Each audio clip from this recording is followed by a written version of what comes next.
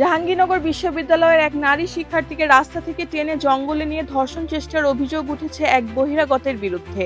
১২ মে রাত 11:30টার দিকে বিশ্ববিদ্যালয়ের ফজিলাতুন্নেসা হল সংলগ্ন এলাকায় এ ঘটনা ঘটে। ভুক্তভোগী শিক্ষার্থী বিশ্ববিদ্যালয়ের ৫১তম আবর্তনের ছাত্রী বলে জানা গেছে।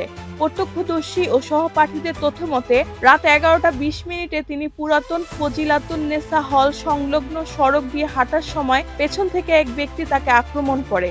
পরে গলায় রুমাল ও দড়ি সদৃশ কিছু পেঁচিয়ে পাশে আল বেরুনি হলের এক্সটেনশন সংলগ্ন জঙ্গলে টেনে নিয়ে যায়। এ সময় পাশ দিয়ে কয়েকজন শিক্ষার্থী মোটরসাইকেলে যাওয়ার সময় ভুক্তভোগীর চিৎকার শুনে ঘটনাস্থলের দিকে এগিয়ে গেলে হামলাকারী পালিয়ে যায়। পরে আহত ও আতঙ্কিত অবস্থায় ওই নারী শিক্ষার্থীকে উদ্ধার করা হয়। ঘটনার পর বিশ্ববিদ্যালয়ের নিরাপত্তা দপ্তর ও প্রক্টোরিয়াল টিম ঘটনাস্থলে গিয়ে তাকে প্রাথমিক চিকিৎসার জন্য মেডিকেল সেন্টারে নিয়ে যায়। পাশাপাশি সিসিটিভি ফুটেজ পর্যালোচনা করে সন্দেহভাজন এক ব্যক্তিকে শনাক্তের চেষ্টা চলছে। বিশ্ববিদ্যালয়ের প্রক্টর বলেন, ঘটনাটি অত্যন্ত নেক্কারজনক।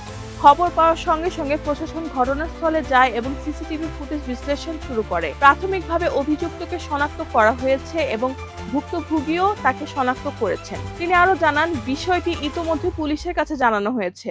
বিশ্ববিদ্যালয়ের প্রশাসন ও উপাচার্যের সঙ্গে আলোচনা করে দ্রুত আইনি ব্যবস্থা নেওয়া হবে। রেহানা বেগম, প্রজন্ম ২৪।